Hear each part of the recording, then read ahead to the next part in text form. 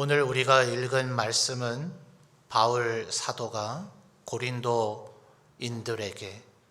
또 오늘날 우리들에게 우리가 하나님의 선택을 받고 구속을 받아 하나님의 백성이 되었다면 그 이후에 어떤 삶의 자세를 가져야 하는가를 권면하고 있는 말씀입니다.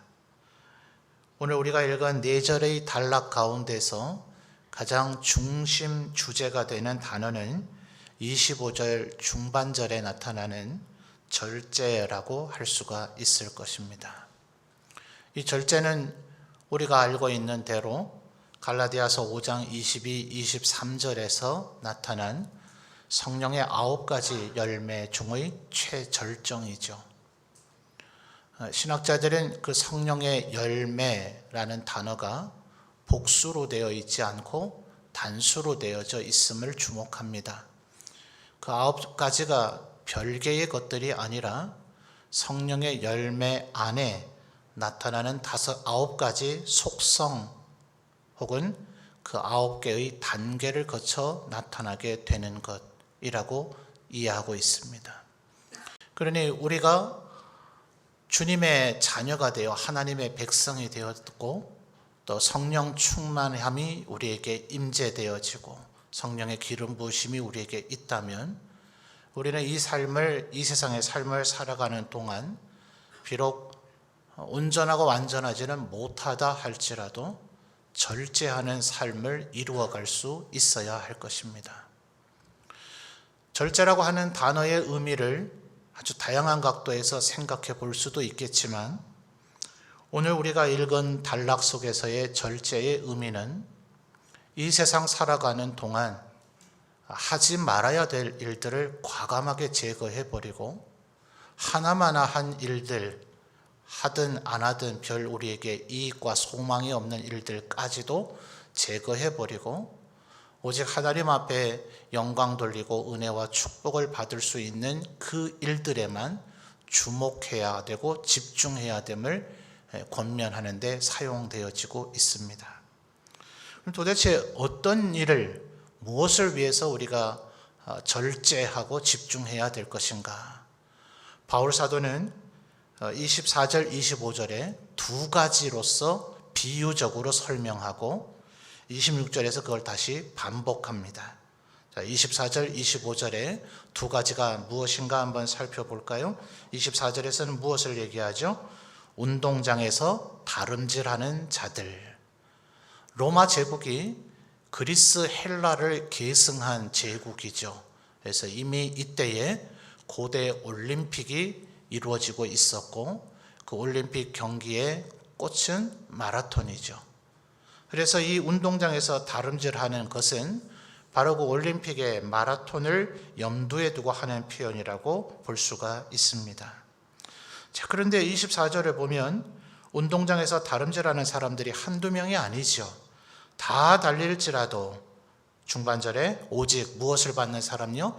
상을 받는 사람은 몇 명입니까?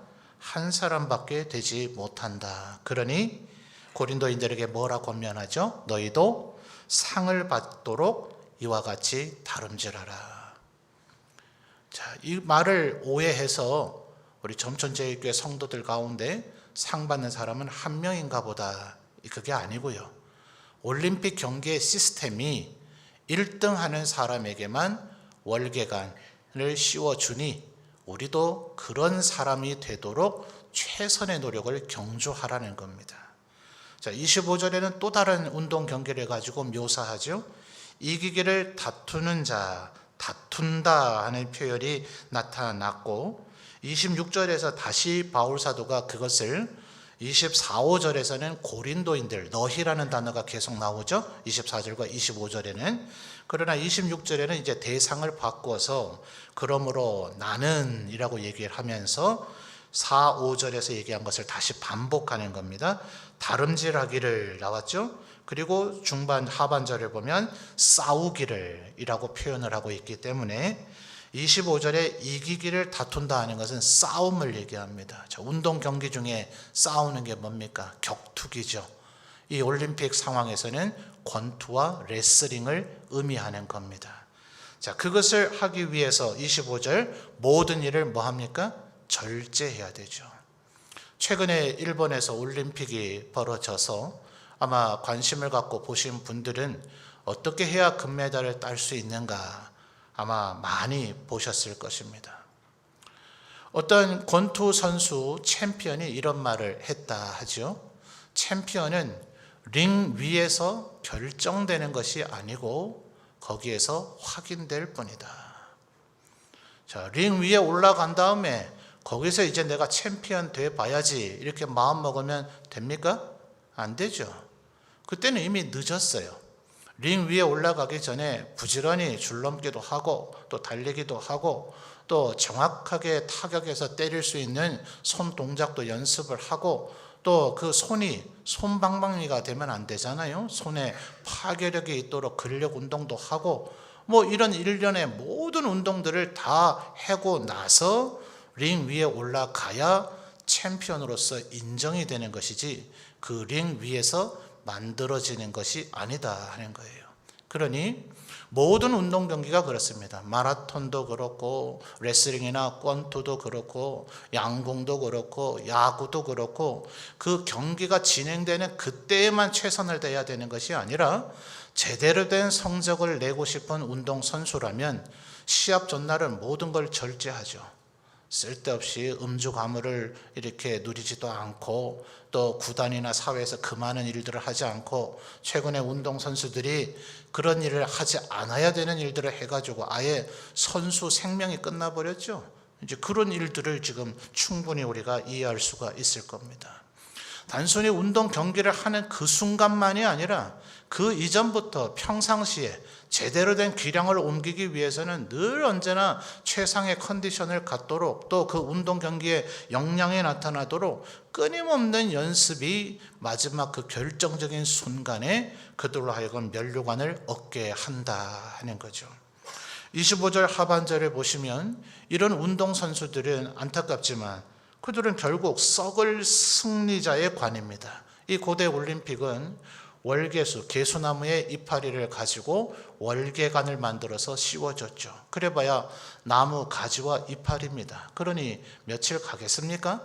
당장은 아주 영광스럽고 명예로운 월계관이지만 몇 날 며칠이 못 돼서 썩어져 버릴 거예요.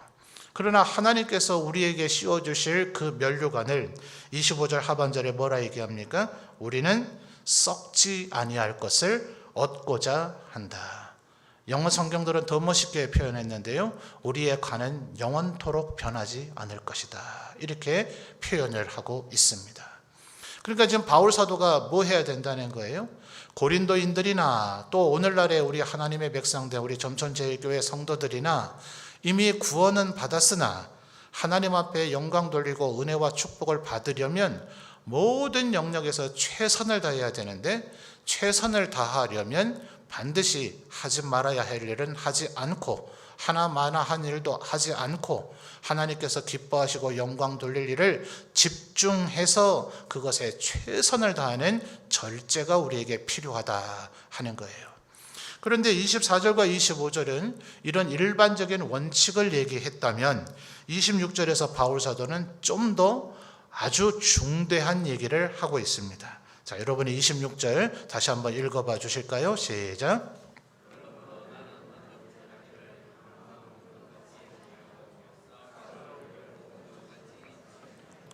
아멘.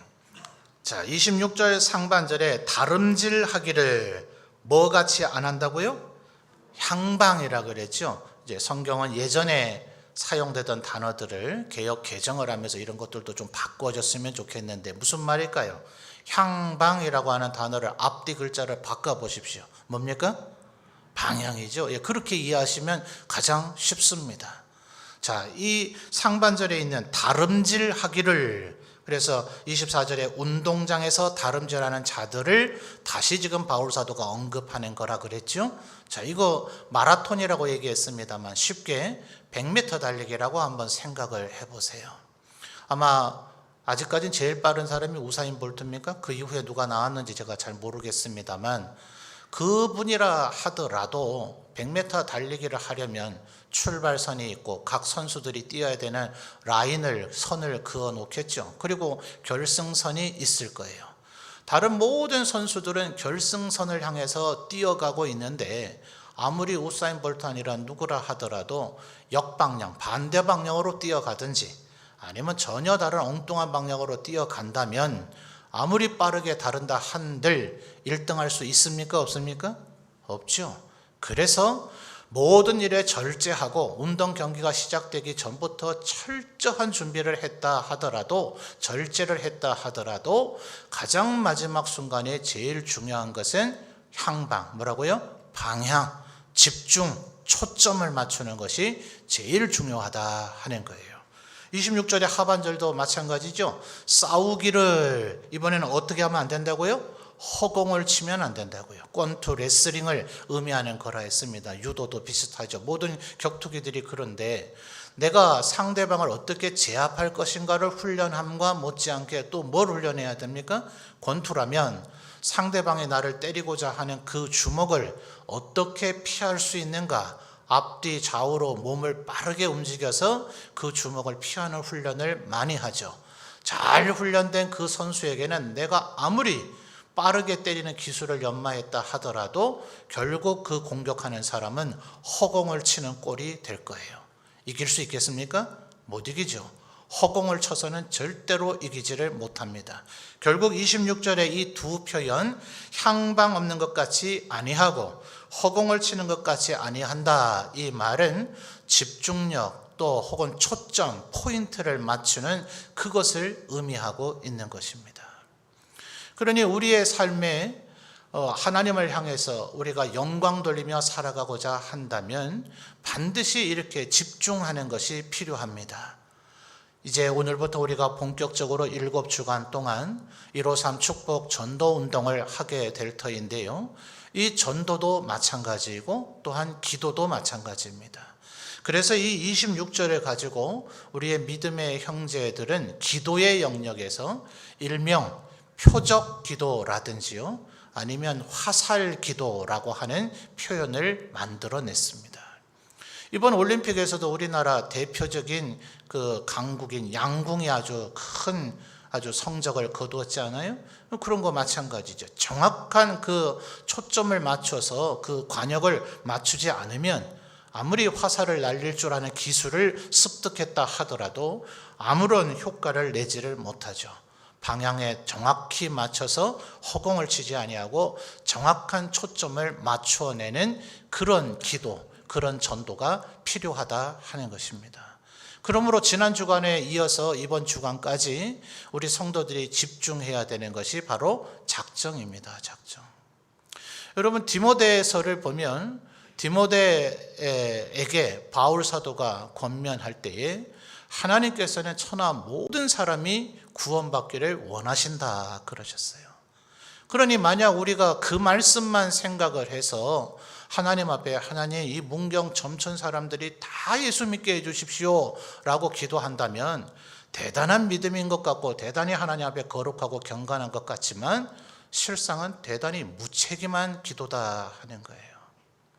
여러분 모두가 그 점천 우리 문경 분들 모두에게 복음을 다 구체적으로 정확하게 그들을 돌봐가면서 그들이 영접할 때까지 제시할 수 있습니까? 사실은 물리적으로 불가능하죠.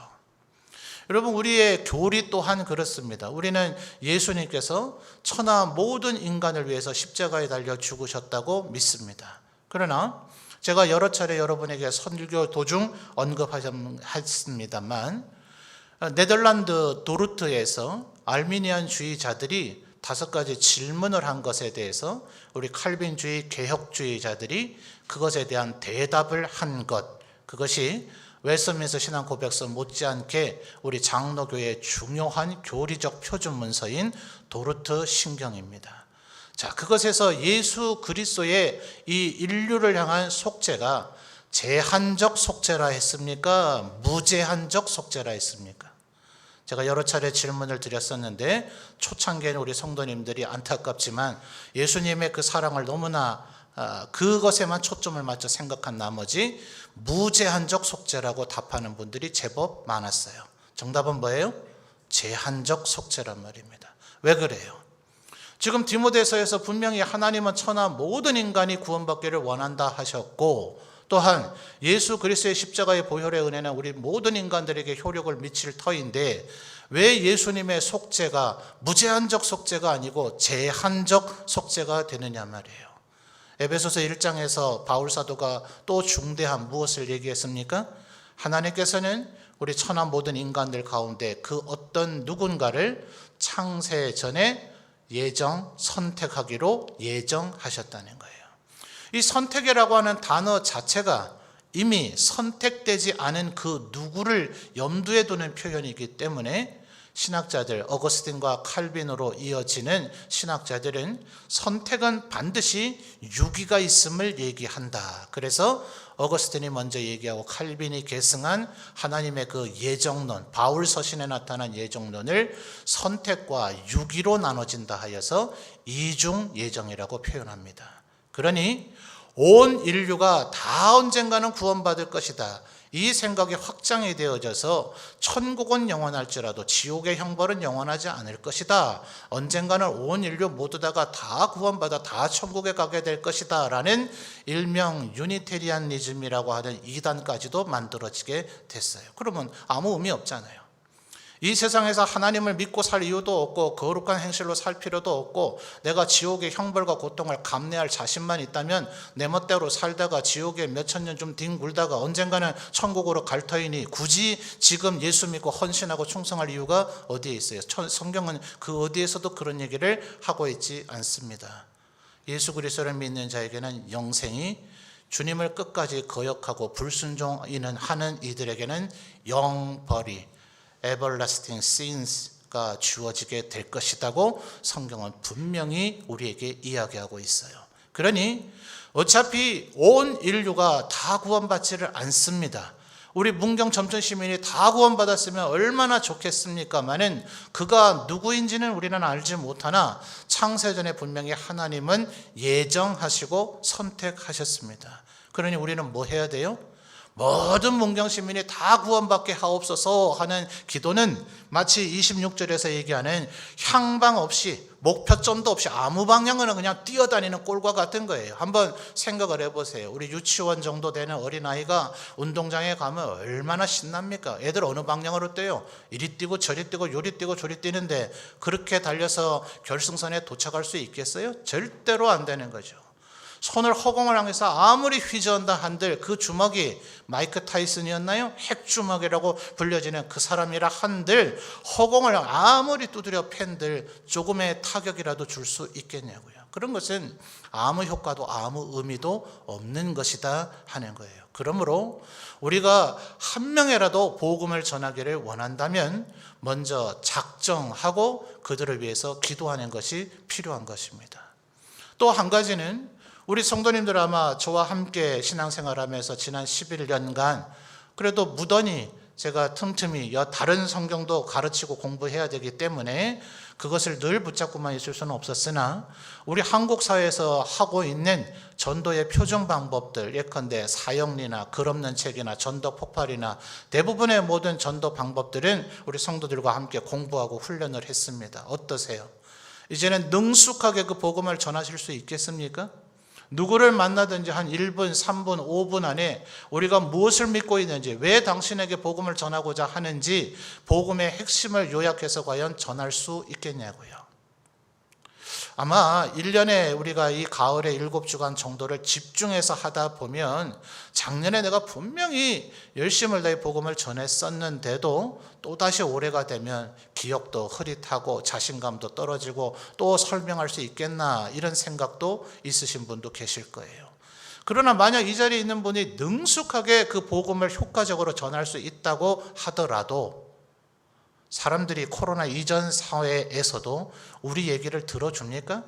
1분, 3분, 5분 할 얘기를 끝까지 들어주는 사람이 몇 분이나 되더냐 하는 거예요. 또 5분 동안 들어준들 그 짧은 길다면 꽤나 긴 시간일 수 있겠지만 지금 이 설교 시간만 비교해봐도 5분은 얼마나 짧은 시간입니까? 잠깐 예와 한마디 하면 후딱 지나가는 시간인데 그 5분 가지고 과연 사람의 영혼의 구속함을 얻을 수 있겠냐고요. 그러니 바울 사도가 고린도전서 1장에서 뭐라고 얘기합니까? 하나님의 지혜는 우리 인간의 지혜와 달라서 이 전도의 미련한 방법으로 인간을 구원 얻기를 하나님은 기뻐하셨다고 얘기합니다. 그러니까 인간적인 측면에서 생각하면 우리 성도님들이 아무리 달변가라 하더라도 아무리 지혜가 있고 전도의 훈련을 날마다 받고 매일같이 전도를 훈련하는 능숙하게 숙달된 복음을 제시할 수 있는 전도자라 하더라도 뭐가 없으면요. 바울 사도가 고린도전서 1, 2장에서 강조하고 하는 것은 나는 아테네에서 허망한 실패를 내가 경험해 봤다. 고린도에 도달하니 내 얘기를 들으려고도 하지 않는 사람들만 가득하던데 오직 이 전도의 미련한 방법, 내 입술의 말이, 바울 사도의 표현입니다. 내 입술의 말이 대단히 지혜롭고 탁월한 것 같았지만 어리석기 그지없었다. 오직 하나님의 지혜가, 하나님의 능력이, 하나님의 은혜가 예수를 믿게 만들더라 하는 거예요. 전도와 선교의 주체는 그래서 하나님이십니다. 우리 인간이 하는 게 아니라 하나님께서 하시는 것이기 때문에 하나님, 내가 이 분에게 가서 복음을 제시하고자 하니 그날이 되었을 때 은혜를 베풀어 주옵소서 하는 기도가 필요한 거예요. 그런데 하나님 앞에 작정도 하지 아니하고 하나님, 제가 누구를 만나든 그에게 은혜를 베풀어 주옵소서, 그 어떤 믿음의 사람들도 그런 식으로 기도하지를 않았습니다. 그러므로 우리들이 복음의 이러한 복음 전도 운동을 하기 전에 언제나 제일 먼저 하는 것은 태신자의 작정입니다. 그리고 이 태신자의 전도 운동을 하기에 제일 먼저 이 한 주간, 그리고 제일 마지막 10월 24일에 태신자 초청 잔치 일을 앞두고 다시 한 주간 우리가 기도에 집중해야 되는 것입니다. 우리 아무리 철저하게 준비를 했다 한들, 우리들이 아무리 모든 일에 절제를 한다 한들, 우리들이 아무리 향방 없는 것 같이 아니하고 허공을 치는 것 같이 아니하고 초점과 집중과 열정을 맞춰서 한다 한들 하나님의 은혜가 우리에게 있지 않으면 우리가 노력하는 모든 것들이 허사가 될 것이기 때문에 우리는 먼저 태신자를 작정하면서 그들에게 은혜를 베풀어 주시기를 하나님 앞에 기도해야만 하는 것입니다. 제가 우리 교회에 처음 부임했을 때 이 가을 전도 운동의 초창기 이름은 777 전도 운동이었어요. 7주간 동안 7명의 사람에게 7주간의 각 주간마다 한 가지의 방법 이상을 제시하기 때문에 7가지의 방법으로 전도를 해보자.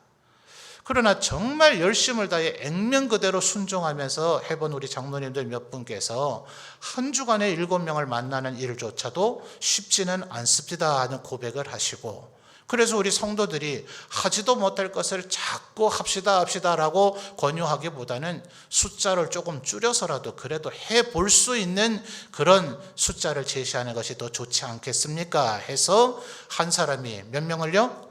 5명을 작정해서 최소한 10월 24일에 3분이라도 모시고 오도록 집중하고 절제하고 초점을 맞춰보자는 전도운동으로 정착이 된 것입니다. 그러므로 사랑하는 성도 여러분, 작정이 전도운동의 출발입니다. 작정하지 않고 하나님 누구라도 구원하여 주옵소서, 우리 문경 점천 시민 중 누구라도 보내주옵소서, 대단한 믿음이 아니라 어리석고 무책임한 기도라 하는 것이에요. 이것은 전도의 전문가들 뿐만 아니라 일반 사회학자들도 얘기합니다만 어느 사람이든지 평균적으로 약 200명가량의 인맥이 있다 하는 거예요. 물론 사람마다 성격이 좀 내성적이고 소극적인 사람들도 있고요. 나는 그러기를 원치 않았지만 어떻게 내가 만나는 사람마다 괴팍한 사람을 만나서 자꾸 갈등과 다툼이 생기므로 나는 인간관계 폭이 좀 좁다 하는 분이 혹여 계실지는 모르지만 그래도 평균적으로는 지금 연락을 그래도 한 주에 한 번, 한 달에 한 번 정도라도 연락 정도라도 주고받는 사람은, 얼굴 보는 사람은 평균 200명은 된다는 거예요. 가족이든 친척이든 친지든 동창이든 하다못해 여러분이 사회생활을 하면서 만나게 되는 빵집 사장님이든 커피숍 직원이든 아니면 슈퍼의 캐시어든 아니면 미용실의 이 미용사이든 간에 또 혹은 운동하는 현장에서 만나게 되는 운동의 파트너든 여러분은 평균 200명 정도를 알게 될 것인데, 우리 문경시 기독교 연합회에서 우리 문경 시민들 가운데 예수 믿는 분들이 과연 몇 프로나 되는가? 지난 꽤 여러 해 동안 한 두어 차례 이상 통계 조사를 했던 것 같아요. 시 홈페이지에 들어가면 문경시 인구가 나올 터이고, 모든 기독교연합회 산하의 등록 교인의 숫자를 뽑아보면 비율적으로 몇 프로인지 나오겠죠. 아마 최대치로 했던 게 아마 8점 몇 프로였던 것 같은데, 지금은 아마 그 퍼센테이지보다도 적을 것이라는 것이 현실적인 추론입니다. 근데 제가 인심을 좀 많이 써서 10%라고 치면요, 여러분이 알고 있는 모든 분들이 문경시 안에 거주하고 있다고 가정을 하면, 여러분이 알고 있는 분들 중에 180명은 아직 하나님 모르거나 믿지 않는 분들입니다. 5명을 작정하는 것은 어려운 일이 아니다.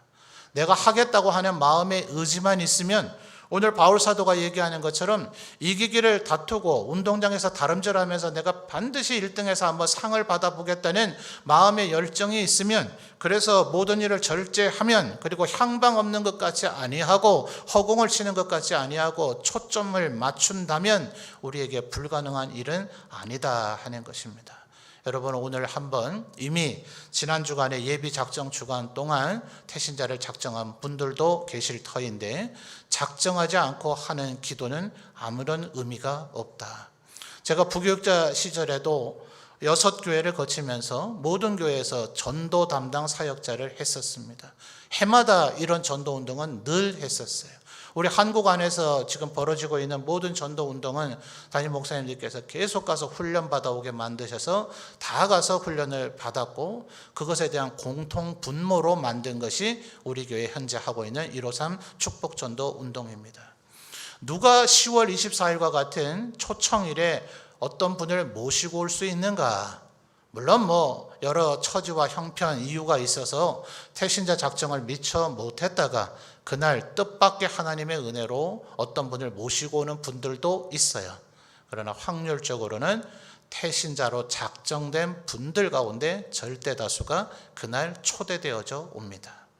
내가 그냥 기도하고 있다가 누군가라도 만나게 되면 그 사람에게 복음을 전하며 하나님이 인도해 주시겠거니, 그런 막연한 생각 가져서는 향방 없는 꼬리요 허공을 치는 것과 같을 것이다. 순종하는 마음으로 지금부터 5명의 태신자를 작정하고 간절히 하나님 앞에 기도하면 하나님께서 반드시 은혜를 베풀어 주실 줄 믿습니다. 그러므로 하나님의 은혜를 사모하며 내일부터 시작되는 이 태신자 작정을 위한 한 주간의 특별 새벽 기도회에, 요즘 우리에게 태신자 작정만 아니라 하더라도 기도해야 될 이유와 기도의 제목들은 너무나 많지 않습니까? 하나님 앞에 나와 힘을 다해 기도함으로 기도하는 우리 성도님들부터가 먼저 은혜와 축복을 누리는 그런 은혜의 시간들이 되시기를 주님의 이름으로 축원합니다.